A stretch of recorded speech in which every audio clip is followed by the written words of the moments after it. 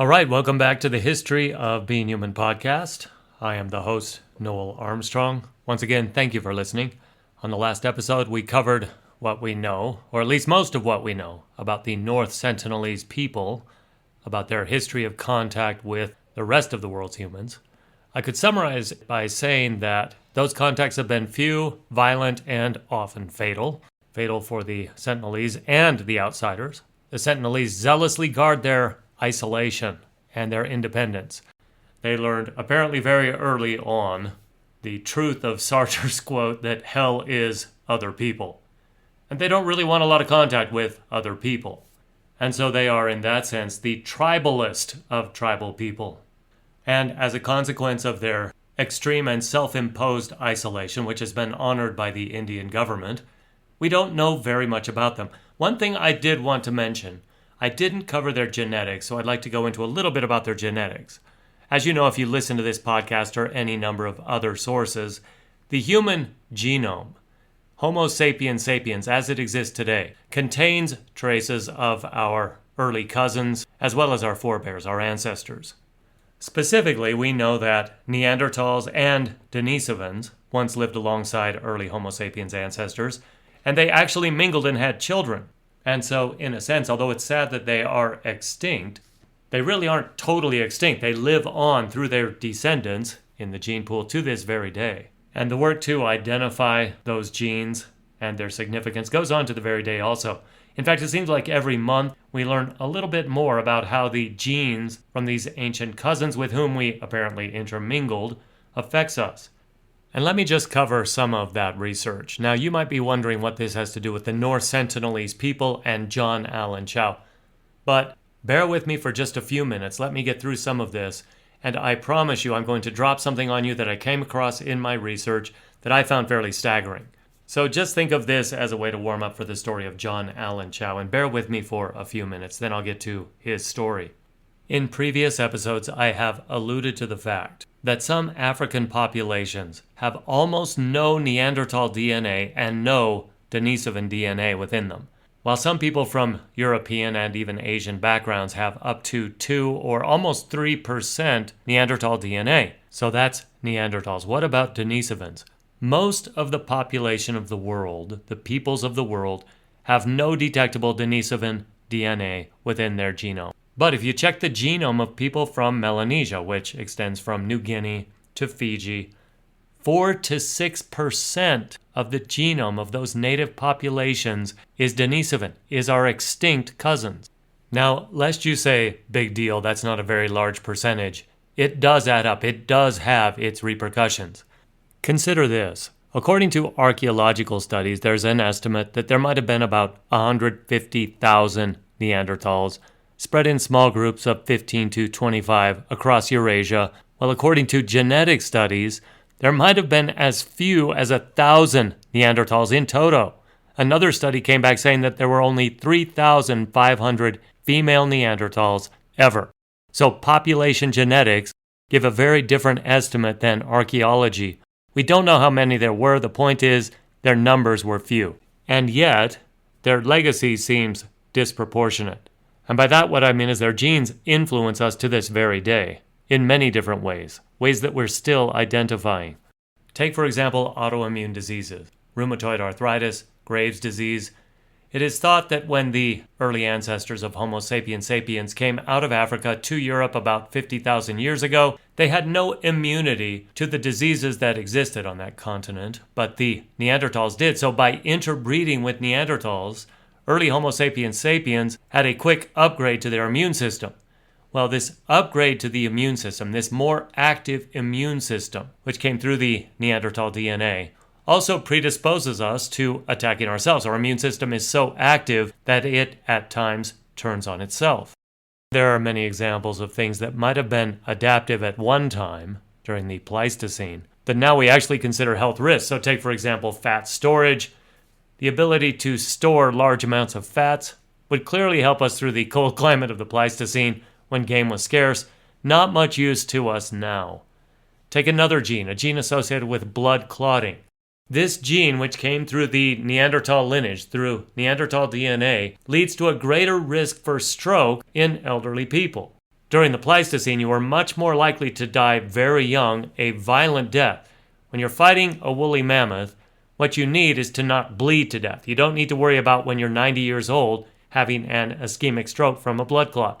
So this blood clotting gene, which at one time was very adaptive, now places us at greater risk for stroke. That highlights the fact that for every benefit, there's a trade-off, there's a loss.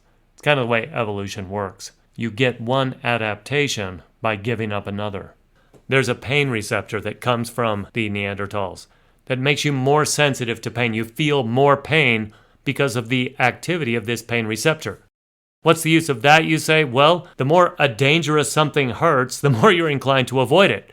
So actually feeling more pain is adaptive. It does protect you. You don't put yourself at risk quite as often. And just one more example. About a third of the women in Europe, from Europe, inherited a Neanderthal receptor for the hormone progesterone. That receptor is associated with increased fertility and fewer miscarriages. Let's move on from Neanderthals to Denisovans. We don't know much about our genetic legacy from the Denisovans. Some research so far, in a preliminary way, has linked those genes to better fat metabolism and better adaptations to high altitudes. Specifically, there's a stretch of Denisovan DNA that's been found in Tibetans, which is thought to allow them to live and thrive in the low oxygen environment they live in. So there's still work to be done in both of these categories, Neanderthal and Denisovan. But now I come to the point of all this. Scientists have found evidence, along with Denisovan and Neanderthal DNA in Homo sapiens sapiens, they have found evidence of ghost populations, groups whose fossils have yet to be discovered within modern humans' genetic code. So in other words, there were species which have been lost to us in the archaeological anthropological record, whose DNA is in that of modern Homo sapiens sapiens, who have never been identified before. They're not Denisovans, they're not Neanderthals. How many of these there are, we don't know. But the reason this is relevant to today's episode is this breakthrough first occurred when scientists were studying the DNA of the Andamanese Islanders, among whom are the North Sentinelese. Okay, so I have to admit, this is not just the North Sentinelese. The specific populations whose DNA was studied were the Jarawas and the Anjas, but these groups, it is agreed, are very closely related to the North Sentinelese Islanders. I will quote for you the words from one of the lead authors of the 2016 study that came out of the National Institute of Biomedical Genomics in Kalyani, West Bengal. Partha Majumdar said this, quote, "In this study, we have found in the DNA sequence of modern humans, especially in the Jarawa and Anj populations, fragments of DNA that belong neither to the Neanderthal, nor to the Denisovan, nor even to most of the contemporary human groups." He goes on further to say, "Further statistical analysis of the DNA segments showed that the best explanation of the origin of these DNA fragments is that they belong to an unknown third human ancestor that is already extinct. The unknown human ancestor is like an evolutionary sibling of the Neanderthal and the Denisovan." End quote. So in other words, people of the Andaman Islands possess genes that aren't Homo sapiens, they aren't Neanderthal, and they aren't Denisovan, but another human species altogether, one that has never been identified in the fossil record, and one that lived alongside and interbred with Denisovans, Neanderthals, and early Homo sapiens. So with that in mind, we now understand that John Allen Chau was killed among a tribe of people who were hostile, completely unable to understand him or be understood by him, and who might have been a lot more exotic and different than even their remote location and mysterious lives hinted at. Sometimes in your search for happiness, you ponder the meaning of your life. And what is the truth? You sift your memory for beginnings. The truth. You send your mind ahead for directions. Truth. But all you really know is now, and you are lost in the present. And what is the truth? Well, now, here's a man who wants to get right down to it. Kind of anxious to get to it, are you? Whatever.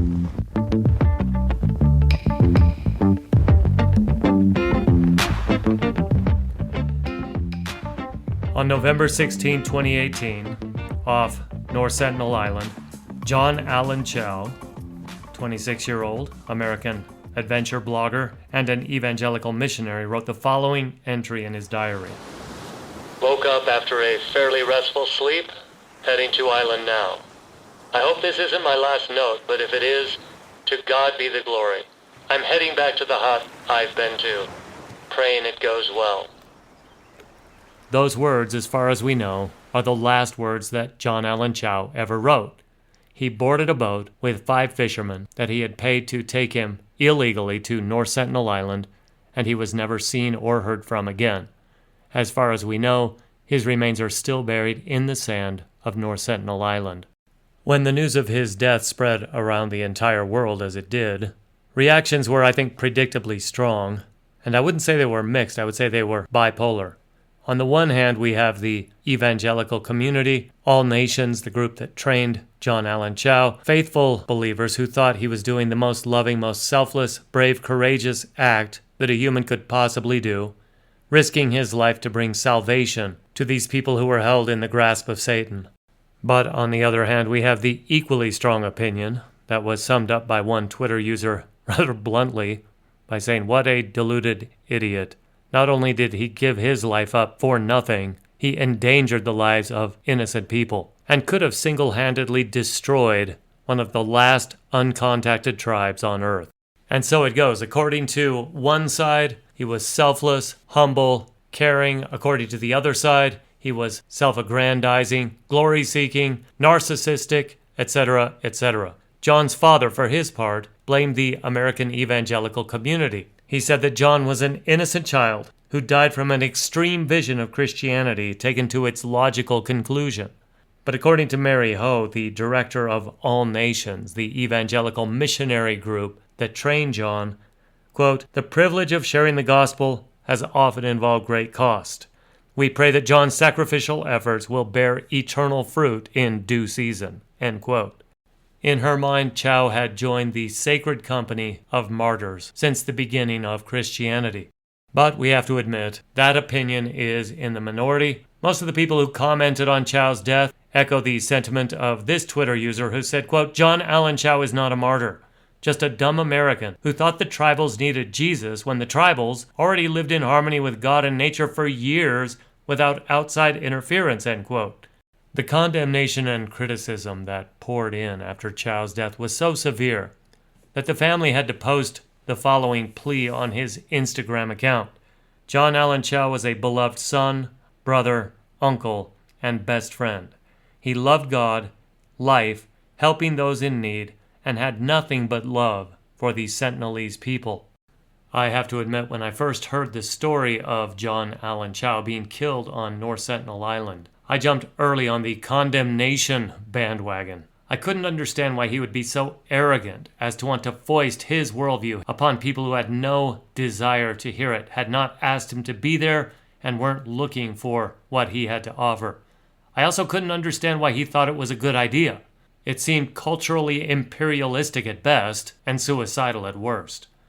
But as I've learned about John Allen Chau, I've learned that, like most of us, he had a reason for what he did, and it was consistent with who he was.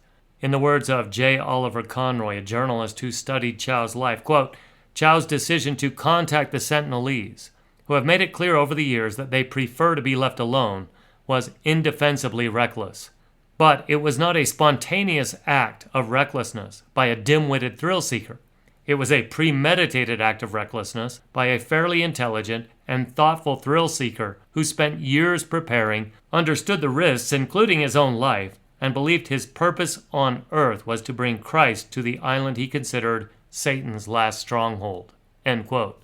So, while there was some praise and plenty of condemnation and even quite a bit of humor, in fact, there were 4,000 plus Google reviews written about visiting North Sentinel Island after the death of John Allen Chau. People writing reviews like, "The island was beautiful, but the food left a lot to be desired. My right leg was still a little raw." Or, "The sand was pristine, but we kept being interrupted by spears." You know, just dumb things like that. But lost in all of the scorn and humor and mockery was the fact that there was a young man who had actually done something that most people would never even dream of doing in their lifetime. And so you have to ask, who was he and why did he do it? On one hand, it's miraculous that any of us are actually here. The odds are staggeringly against each one of us being born exactly the way we are with the DNA that we have. But John Allen Chau is even more unlikely. His father, Patrick, was born in Guangzhou, China, in 1952. He was training to be an artist when Mao's Cultural Revolution, which, as you know, I have labeled the all-time dumbest thing to ever happen in the history of the world, when the Cultural Revolution swept across China. Patrick was forced into a labor camp where he worked 10 hours a day, 7 days a week, for 6 years. From 1968 to 1974, he worked in the labor camp. And then his father fortunately secured him passage to Hong Kong. Patrick stayed in Hong Kong 2 years. In 1976, he emigrated to the United States, worked odd jobs in Los Angeles, and learned English from the radio.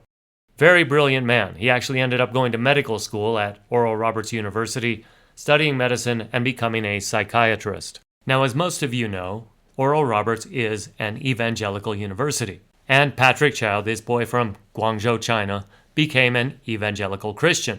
He applied himself to Christianity, read the Bible, but apparently was never very comfortable with the preaching, spreading the word, proselytizing side of evangelical Christianity. And apparently part of the reason for that, by his own words, he was still greatly influenced by the Confucianism he had learned in his youth. And what he found was, to his satisfaction, that if you just did your work, even though you were at an evangelical medical school, if you just did your work, completed your rotations, in his words, quote, no one cared what your religion was. And it was there at ORU that he met Linda Adams. At the time, she was a professor teaching social work, while he was still a med student. They got married in 1985 when Patrick was 33. And the next year they had their first son. One thing you don't usually hear about when you hear about John Allen Chau is that he had an older brother and an older sister. His older brother was Brian, his older sister Marilyn. Both of them, it's interesting to say, studied undergrad pre-med at Oral Roberts University and then studied medicine at Loma Linda University. Both of them became disability specialists. Which, to Alex Perry, who wrote a great article about John Allen Chau, this shows that, quote, Brian and Marilyn inherited their father's pragmatic conformism.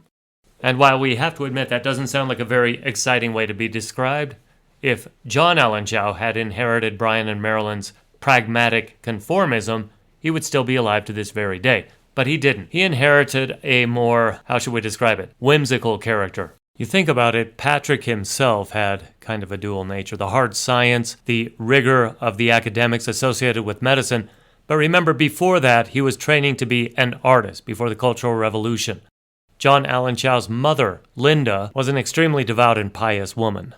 And the combination of extreme devotion and piety with a whimsical and adventurous nature is probably what got John into trouble. Now, I don't want to get too much into this, because of course people turn out to be what they are. They don't always turn out to be some combination of their parents. But in this case, it's hard to avoid the comparison. Just a couple of vignettes from the childhood of John Allen Chau. His father had painted a scene of a ship on a stormy sea, and from a very young age, as young as John could remember, he had loved that picture. He stared at it all the time. He later wrote on an adventure blog, quote, when I was a kid, I used to gaze constantly at this. After reading The Voyage of the Dawn Treader, the first thing I did was put my hand on the painting to see if I could enter into the world of Narnia.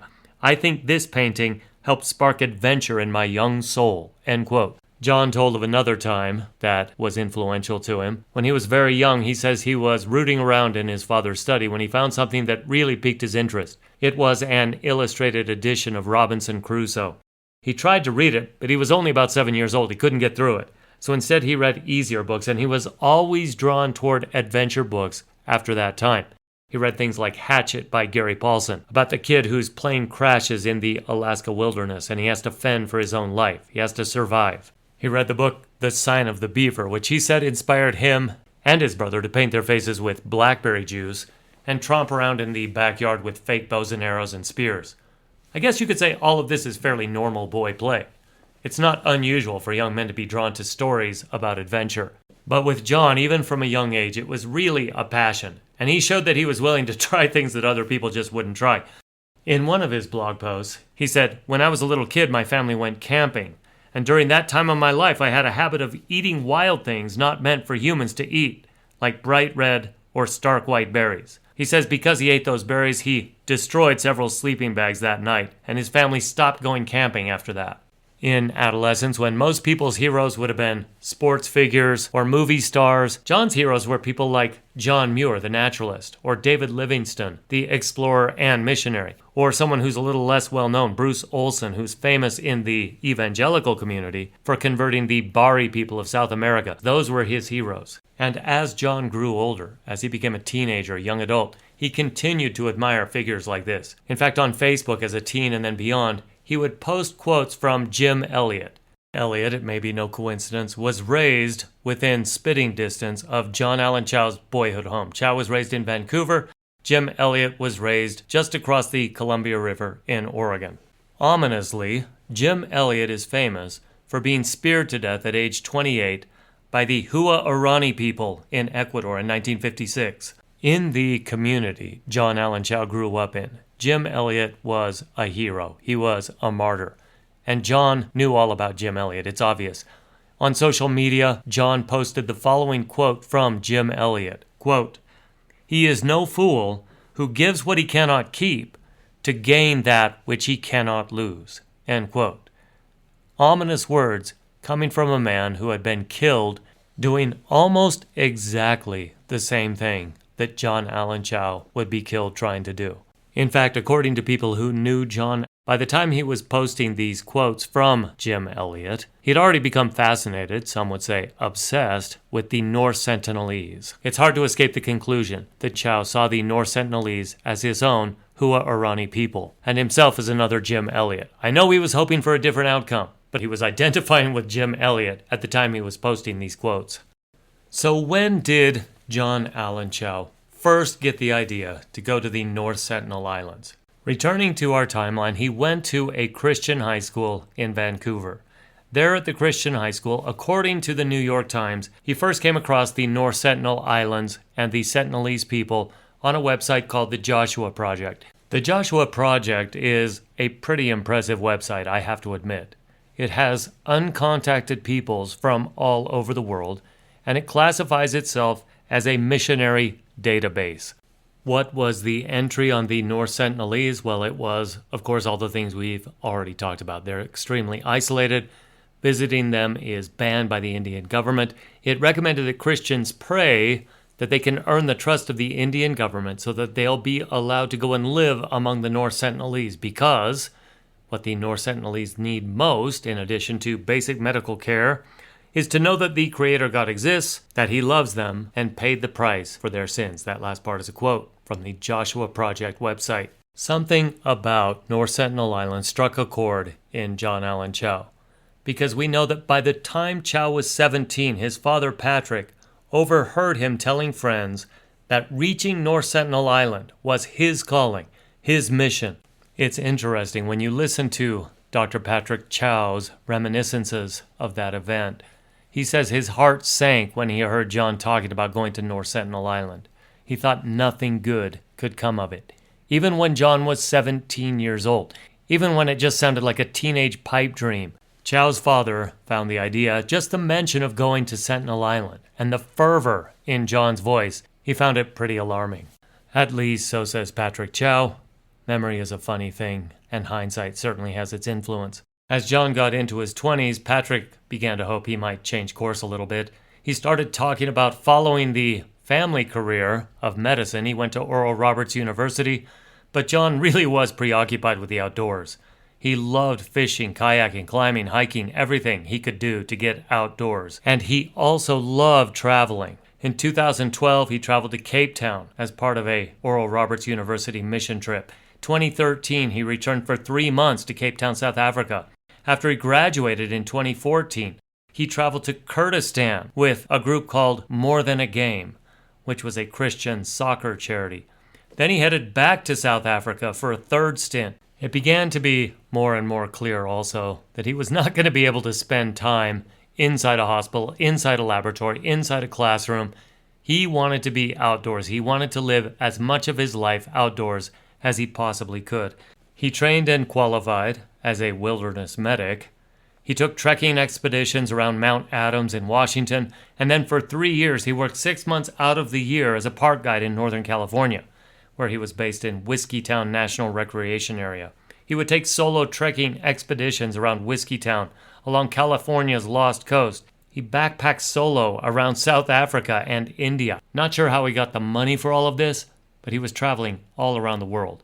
And even when he wasn't traveling, he was on long trekking expeditions. It's hard to make a lot of money on long trekking expeditions, let's admit that now. Of course, that is, unless you can become a successful social media influencer. He started a blog called The Solitary Path, started an Instagram feed, posted on Facebook, but never really got above a few hundred followers. To those followers, he seemed to be kind of a bold outdoorsman type. He called himself an explorer. His posts, he showed himself almost always on the road, chasing down a new peak on a mountaintop, trekking some route that had never been trekked before, diving into an icy pool, all kinds of adventurous activities. And there was an interesting shift around 2015 in John's social media posts.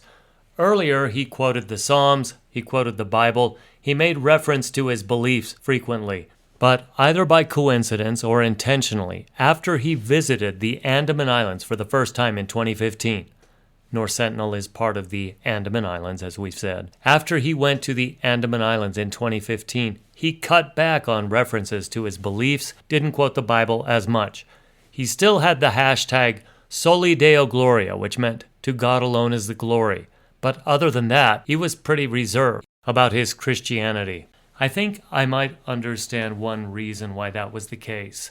Remember, Patrick, John's father, was worried after he heard John talking about going to the North Sentinelese. He thought that sounded like a suicide mission.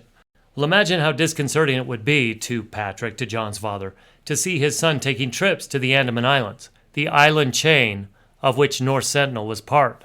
And so, even though John, in his blog, was portraying these trips to the Andaman Islands as just one more adventure, Patrick, his father, was getting very nervous. And by 2016, when John said, "I'm going back to the Andaman Islands again for the second time," Patrick decided he had to try to intervene. Now, this was a touchy subject between father and son. Ever since John had originally brought up the idea of going to North Sentinel, Patrick had resisted it. But according to Patrick, he couldn't talk to his son about that. His son shut down any conversation when Patrick brought up his worries. And Patrick tried to honor that. But by 2016, he thought, I got to take one more chance at this. I've got to try to talk my son out of this. It needs to be said, too, that Brian, John's older brother by 5 years, found John's obsession with the Andaman Islands, with the North Sentinelese, also very disturbing, just as disturbing as his father. But he told his father, "You're not going to talk John out of this. There's no way to change his stubborn mind." I think that's an exact quote. There's no way to change his stubborn mind. But what do? You're a parent. You have to try. So we have Patrick's own account of how he tried to bring it up with John, tried to confront him about this idea of going to North Sentinel Island. He said, "I told him that what might seem to him like righteous commitment was evidence to anyone else of a trapped and blinkered mind. Quote, in my observation, he was selectively collecting whatever preacher's doctrines were in favor of his self-directed, self-governed, self-appointed plan." End quote. Now you can imagine those are hard words for a son to hear from his father. His father is telling him, it's not God who directed this. It's not God who appointed you to go to the Andaman Islands. It is you. This is all you. You are self-deluded. You have a blinkered mind. Those are harsh words. In response, John, as you could predict, did not yield. He said the islanders were going to be damned to eternal fire if they never heard the gospel. They needed someone who was prepared to bring them that gospel. In John's mind, that was him. He was appointed to take the message of Christianity to these Sentinelese. He told his father flat out that he, John Allen Chau, had been chosen and prepared and called by God to be the person to take Christianity to those people. Now, to a psychiatrist, as Patrick Chau, John's father, was, this was evidence of what he called a Messiah complex. He told John as much to no avail. Obviously, this would have been a very difficult conversation. Hurt feelings on both sides, but in the end, as is the case in most of these conversations, no minds were changed. And remember, this was in 2016. For the next 2 years, Patrick wanted to bring it up again and again, but he never did. But according to his account, that dread, that feeling of unease haunted him that whole time. One aspect of the life of John Allen Chau that's rarely brought up, but I wanted to mention here, is his lack of romantic entanglements. According to John Middleton Ramsey, somebody who met Chau in Israel, Chau was easy to connect with. He preferred one-on-one conversation as opposed to larger groups, but he was good-looking and received a fair share of female attention, although he was very humble. So, good-looking, well-spoken, devout, and humble. We have to admit, in the circles in which John Allen Chau traveled, that was a very attractive package, and yet I can find nothing anywhere on the internet, which I admit sounds pathetic, but I can't find anything anywhere that tells me he was ever in a relationship, a grown man of 26. Most people by the time they're 26, whether it's less or more serious, have had some kind of relationship. And so, as you can guess, there has been rampant speculation about what that might mean. And in the end, I have to say, I don't know. And it's pointless to speculate.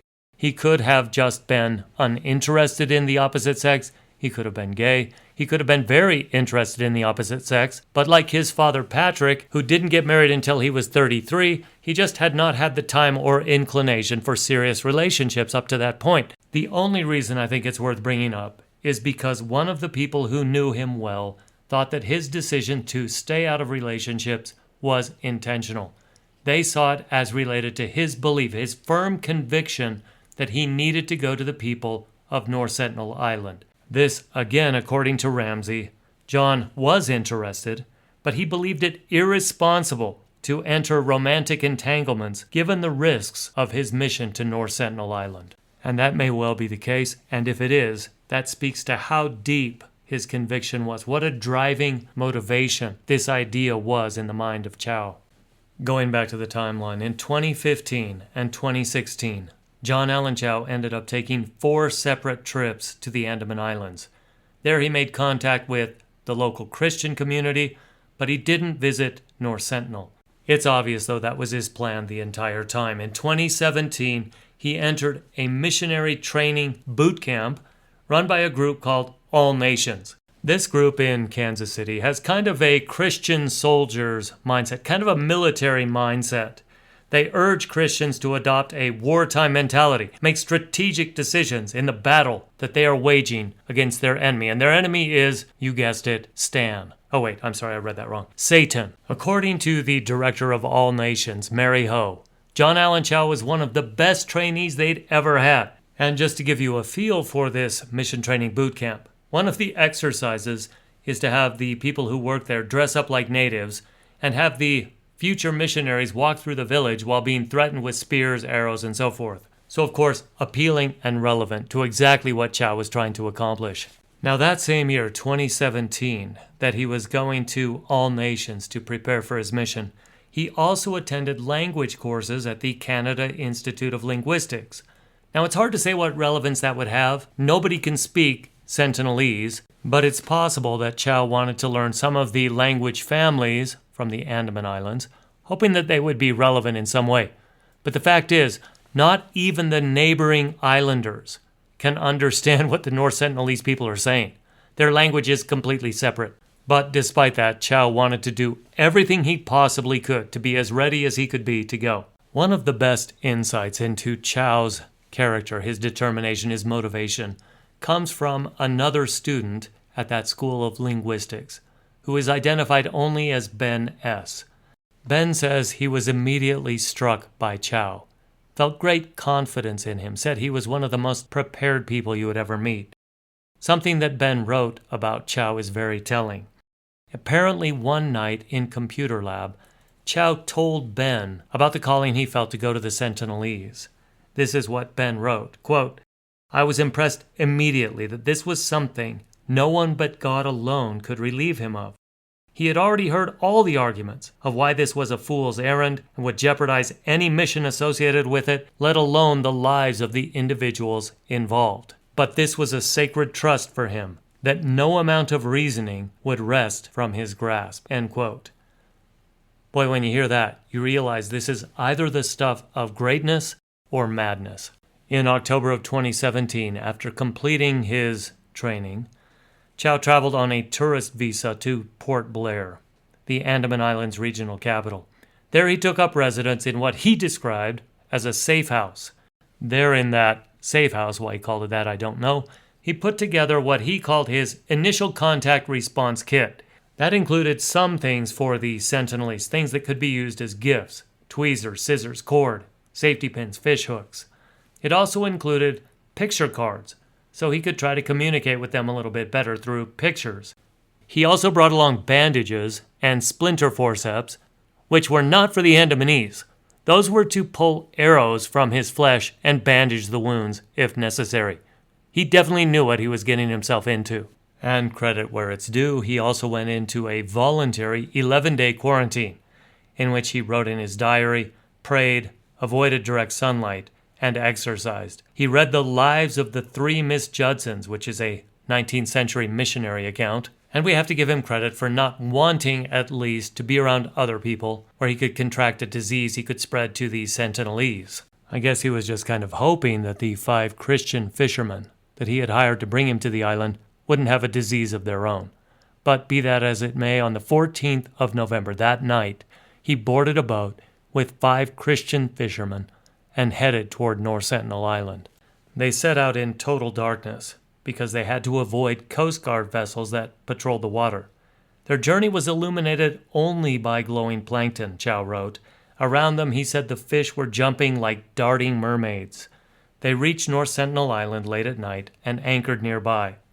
It was the next morning, the 15th of November, that John Allen Chau finally made his first approach to North Sentinel Island. Hoping to make the people of North Sentinel more at ease, he stripped to his underwear, boarded a kayak, and paddled his way to shore.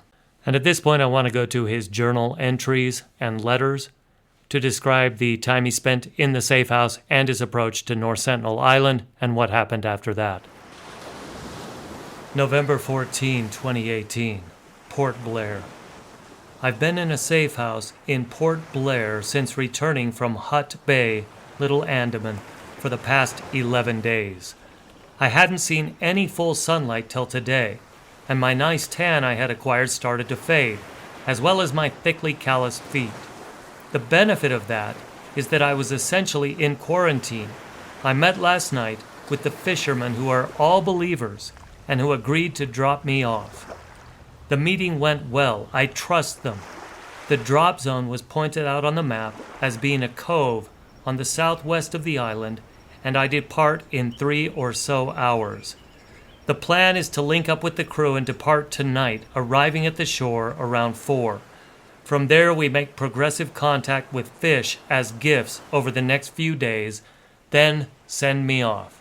Depending on the darkness, I might land briefly and bury and cache a pelican case for later. We might even send the kayak laden with gifts toward shore. Soli Deo Gloria.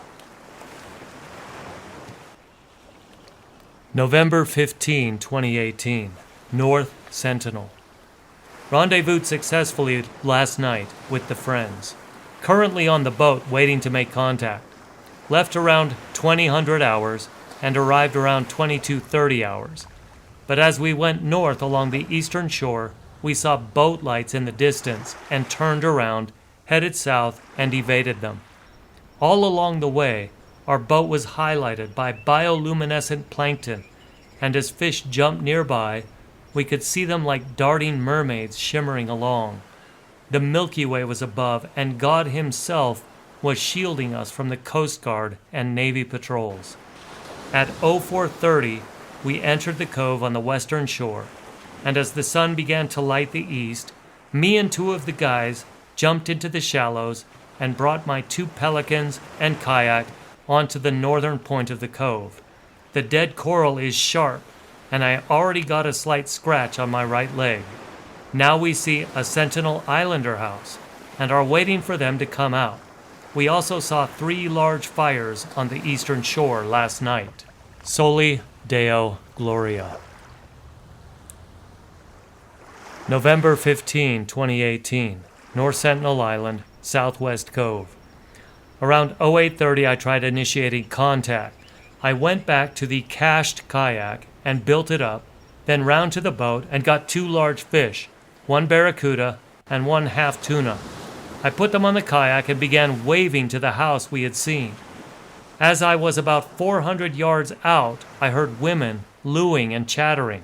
Then I spotted 2 dugout canoes with outriggers. I rowed past one, then saw movement on the shore. 2 armed Sentinelese came rushing out, yelling at me. They had 2 arrows each, unstrung, until they got closer. I hollered, "My name is John. I love you and Jesus loves you. Jesus Christ gave me authority to come to you. Here is some fish." I regret I began to panic slightly as I saw them string arrows in their bows. I picked up the tuna and threw it toward them. They kept coming. I slid the barracuda off. I started to sink, but my thoughts were directed toward the fact I was almost in arrow range. I backpedaled. When they got the fish, I turned and paddled like I never have in my life, back to the boat. I felt some fear, but mostly was disappointed they didn't accept me right away. I can now say I've been nearly shot by the Sentinelese, and I've walked and cached gear on their island. Now I'm resting in the boat and will try again later, leaving gifts on shore and in rocks. Lord, protect me and guide me. November 15, 2018, North Sentinel Island, Southwest Cove. Well, I've been shot by the Sentinelese. After that initial contact, some of the guys went spearfishing and caught what they call cut-a-law, a grouper or sea bass with big lips. They caught 2 and each weighed about 30 pounds. After first going poop in the water, I built the kayak and we put the 2 fish on top and inside my small pelican. That contained pencils, my contact response kit for arrow wounds, abdominal pads, chest seal, dental forceps for arrow removal, picture cards, multivitamins, multi-tools, including one my brother gave as a groomsman gift that has my name engraved on it, and, unfortunately, my passports. I had my waterproof Bible and some gifts, scissors, tweezers, safety pins, fishing line, hooks, cordage, rubber tubing, and my new Speedo towel. I set off toward the north shore.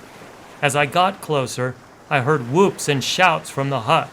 I made sure to stay out of arrow range as they, about 6, yelled at me. I tried to parrot their words back to them. They burst out laughing. Probably were saying bad words or insulting me. Then 2 dropped their bows and took a dugout to meet me. I kept a safe distance and dropped off the fish and gifts. At first, they pulled their dugouts past the gifts and were coming at me. Then they turned and grabbed the gifts. I paddled after them and exchanged more yells. Here's where this nice meet and greet went south. A child and a young woman came behind the 2 gift receivers with bows drawn. I kept waving my hands to say, "No bows," but they didn't get the memo, I guess. By this time the waves had picked up and the kayak was getting near the shallow coral. The islanders saw that and blocked my exit. Then the little kid with bow and arrow came down the middle. I figured that this was it, so I preached a bit to them, starting in Genesis, and disembarked my kayak to show them that I too have 2 legs. I was inches from an unarmed guy, well built, with a round face, yellowish pigment in circles on his cheeks, about 5'5", and I gave him a bunch of the scissors and gifts. Then they took the kayak. Then the little kid shot me with an arrow directly into my Bible, which I was holding in front of my chest. I grabbed the arrow shaft as it broke on my Bible. Page 933, Isaiah 63:5 through 65:2. The head was metal, thin but very sharp. They left me alone as I half waded, half swam through the broken coral to the deep where I knew their dugouts couldn't reach, then swam almost a mile back to the boat. Although I now have no kayak, nor my small pelican and its contents, I'm grateful that I still have the written word of God. Lord, is this island Satan's last stronghold where none have even had a chance to hear your name? November 15, 2018. The plan now is to rest and sleep on the boat, and in the morning to drop me off by the cache, and then I walk along the beach toward the same hut I've been giving gifts to. It's weird. Actually, no, it's natural. I'm scared. There, I said it. Also frustrated and uncertain. Is it worth me going on foot to meet them? Lord, let your will be done. If you want me to get actually shot or even killed with an arrow, then so be it. To you, God, I give all the glory of whatever happens. I don't want to die. Would it be wiser to leave and let someone else continue? No, I don't think so. I'm stuck here anyway without a passport. It almost seems like certain death to stay here. Yet there is evidential change in 2 encounters in a single day. Watching the sunset, and it's beautiful. Crying a bit. Wondering if it'll be the last sunset I see before being in the place where the sun never sets. Tearing up a little. God, I don't want to die. Who will take my place if I do? Oh God, I miss my parents, my mom and my dad and Brian and Marilyn and Bobby. Even though he was just here and Christian and someone I can talk to and be understood, none of the guys on the boat know much English to ask their opinions and tell stuff like this too. I've never felt this much grief or sorrow before. Why? Why did a little kid have to shoot me? His high-pitched voice still lingers in my head. Now that I think about it, after I got shot by that arrow, I gave it back. Man, I should have snapped it. Father, forgive him and any of the people on this island who try to kill me, and especially forgive them if they succeed. What made them become this defensive and hostile? Why does this beautiful place have so much death? Last night I had what I'd call a vision, as I've never had one before. My eyes were shut, but I wasn't asleep. I saw a purple hue over an island-like city, as a meteorite or star fell to it. And it was a frightening city with jagged spires, and I felt disturbed. Then a different, whitish light filled it, and all the frightening bits melted away. Lord, strengthen me. Whoever comes after me to take my place, whether it's after tomorrow or another time, please give them a double anointing and bless them mightily. November 15, 2018. The plan for tomorrow is to drop me at the cache, and then the boat will leave for the day, returning at night. I'm at peace with that plan because A. Peter V. from South Africa said the reason the Jarawa didn't kill him was that he got dropped off with no boat nearby, and B. if it goes badly on foot, the fishermen won't have to bear witness to my death. The alternative is to wait another time, go back to Port Blair without any documents, and stay in the safe house again and put all at risk. Why are we so afraid of death? Or get deported? If I leave, I believe I'll have failed the mission. The following is a letter dated November 16, 2018. Brian and Marilyn and Mom and Dad. You guys might think I'm crazy in all this, but I think it's worth it to declare Jesus to these people. Please do not be angry at them or God if I get killed. Rather, please live your lives in obedience to whatever He has called you to, and I'll see you again when you pass through the veil. Don't retrieve my body. This is not a pointless thing. The eternal lives of this tribe is at hand, and I can't wait to see them around the throne of God, worshiping in their own language, as Revelation 7, 9 through 10 states. I love you all, and I pray none of you love anything in this world more than Jesus Christ. Soli Deo Gloria, John Chau. 11/16/18, written from the cove on the southwestish, more like west, of North Sentinel Island. And then the final journal entry from November 16, 2018. Woke up after a fairly restful sleep, heading to Island now. I hope this isn't my last note, but if it is, to God be the glory. I'm heading back to the hut I've been to, praying it goes well.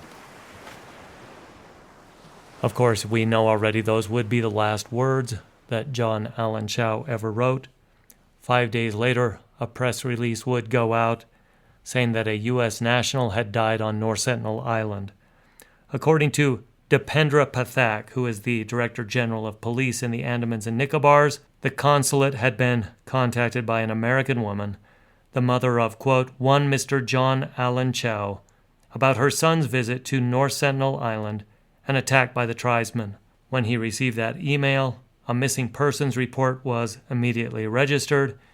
Detailed inquiry was initiated, and within hours, Pathak's detectives reported back that Chau had allegedly been killed on North Sentinel Island during a misplaced adventure in the highly restricted area while trying to interact with the uncontacted people who have a history of vigorous rejection toward outsiders.